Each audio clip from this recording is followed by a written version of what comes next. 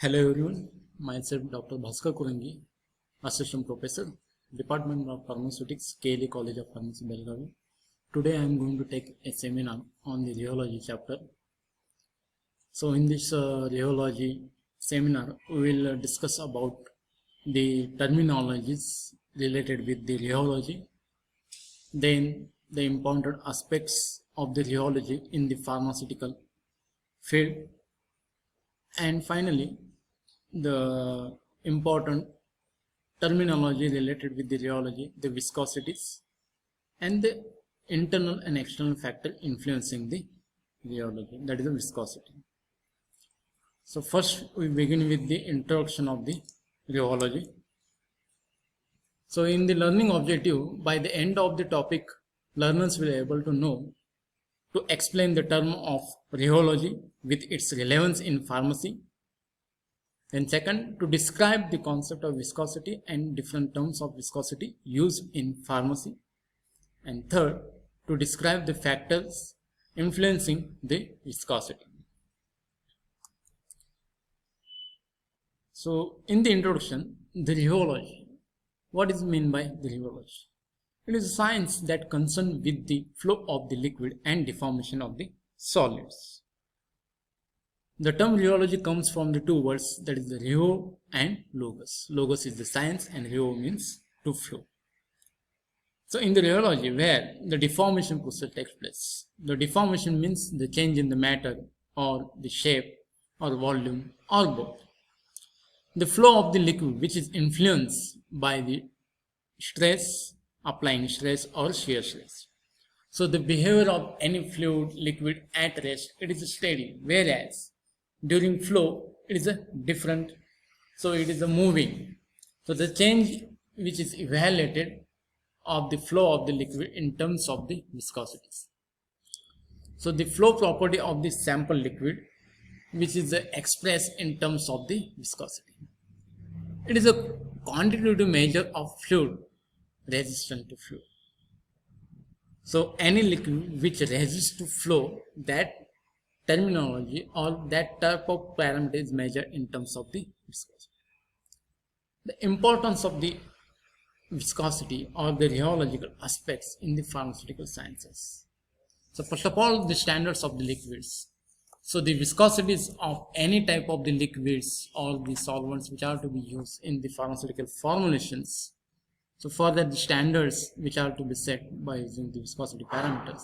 For example, the liquid paraffin, which has viscosity less than 64 centistokes at 37.8 degrees centigrade. So these are the standards for the liquids have been set, which are to be used in the pharmaceutical field. And second, in the manufacture of the dosage form. So the material undergo processes such as the mixing, then flowing, then the filling into the containers, the flow through the tubes, etc. So these type of the different processes which are related in the manufacturing of the dosage form, for that viscosity plays important role. The manufacturing of the simple liquids, the gels, ointments, creams and paste, so these are influence. If the material are highly viscous, the large amount of energy is required for the mixing, the pouring, and for the mixing of this highly viscous material, the heat is required for converting the gel to cell transformation. Then next, with the handling of the drug for the administration. The syringeability of the medicine, the pouring of the liquid from the container, then the exclusion of the ointments from the tubes, all depend on the changes in flow behavior of dosage form. This also ensures the compliance of the patient. The word of the labels such as the shake well before use, which is to be mentioned on the particular formulations. So for that, the viscosity is very important. So after shaking all the ingredients which are properly mixed and which are very highly viscous in nature, that particular type of the consistency can be made easily pourable from the container.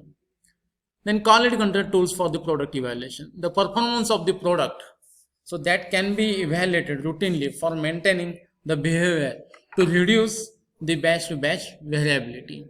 So for example, the dextran injection, so that can be analyzed by determining the viscosity at 37 degrees centigrade.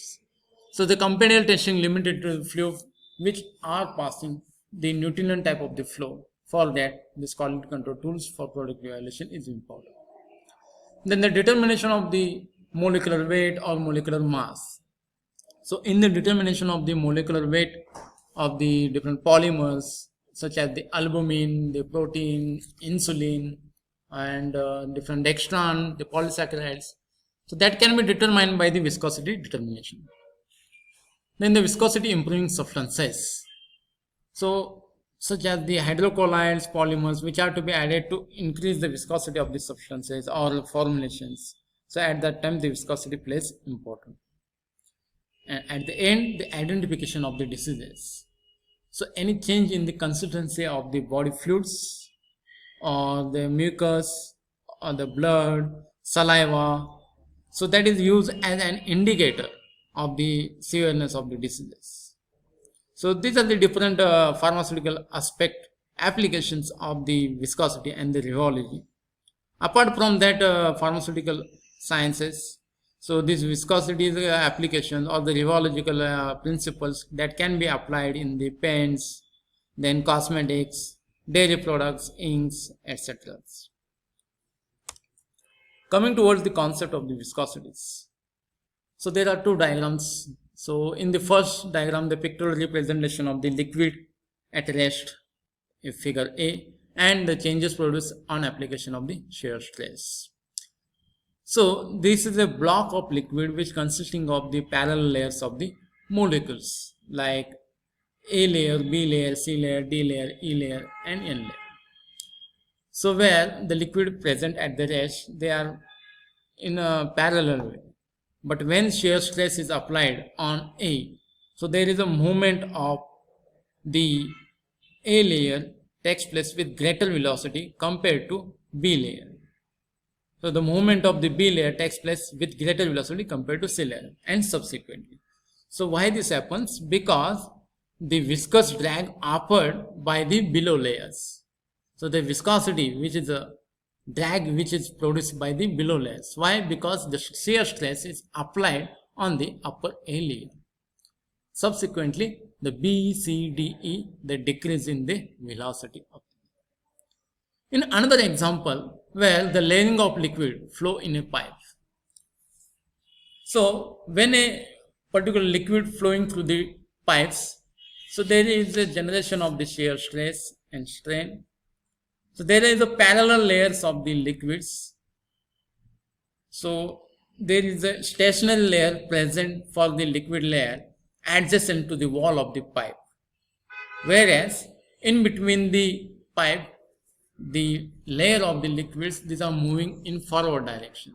So this happens because the shear stress and the shear strain, these are maximum at the wall of the tubes or wall of the pipes, and the shear stress and shear strain is zero at the center. That's why there is a laminar flow of the liquids observed. So based on the behavior, the capillary viscometer will be developed. So these are the pictorial representation which indicates the flow of the liquid, and there is a resistance to flow of the liquids which is indicated by the viscosity. The different terms which are to be used in the viscosities. First one is the shear stress, defined as the force per unit area and which is applied to bring about the flow. The shear stress is equal to that F is equal to F dash upon A. So F dash is the shear stress indicated in Newton, A area meter square, and force in Newton. So when the stress is applied, the body changes its shape, the deformation will happen indicated by the strain, and it may be regarded as the rate of shear. So what is the rate of shear? So it is also known as the velocity gradient. So rate of shear is defined as the change in velocity between the top and bottom places of the liquid, which is separated by the distance dr. So in mathematical expression, the rate of shear is indicated by capital G is equal to dV upon dr. So V is the velocity, R is the distance. So the relationship between the shear stress and rate of shear is indicated by the direct relationship. The shear slip is directly proportional to rate of shear. So force per unit area is directly proportional to the rate of shear. The nu g, so that is nu is known as the coefficient of viscosity or the viscosity, or it is also known as the dynamic viscosity. So the coefficient of viscosity is defined that F upon G, the force per unit area required to maintain unit difference in the velocity between two parallel layers, the shear, rate of shear. But the fluidity which denotes or be indicated by the reciprocal of the viscosity. So 1 upon nu.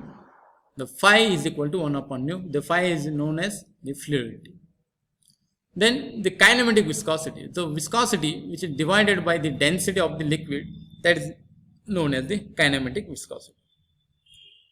The relative viscosity. So kinematic viscosity is generally official in pharmacopoeias, IP and BP, British Pharmacopoeia, United States Pharmacopoeia, and national forms. Then in the next, relative viscosity. So in relative viscosity, where the viscosity of the dispersion is divided by the viscosity of the solvent. So it is the ratio of the whatever the formulation is prepared in terms of the dispersion to that of the solvent, that is known as the relative viscosity. And the specific viscosity is defined as the relative increase in the viscosity of the dispersion over that of the solvent or vehicle alone. So that is the difference between the viscosity of the dispersion and viscosity of the solvent to the viscosity of the solvent. And lastly, the reduced viscosity, which is known as the ratio of the specific viscosity to the concentration of the solution. So C, which is in mathematical expression, N of reduced viscosity is equal to nu specific divided by C, that C is the concentration.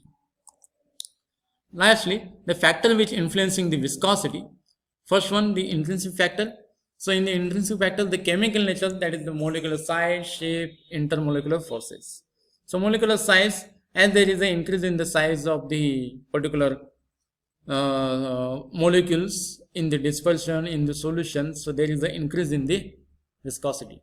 The shape, the irregular shaped particles present in the solution exerting maximum viscosity compared to granular spherical shaped particles. And lastly, the intermolecular forces.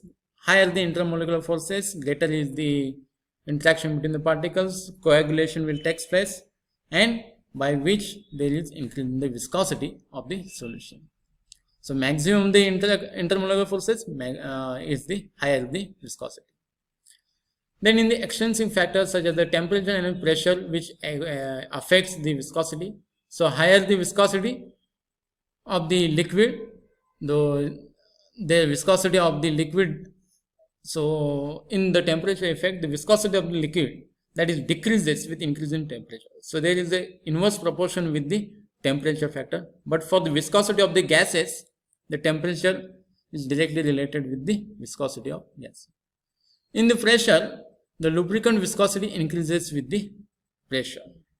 Whereas for most lubricants, this effect is considerably largest than the other effects when the pressure is significantly above atmosphere. So these are the references for your information. Thank you very much.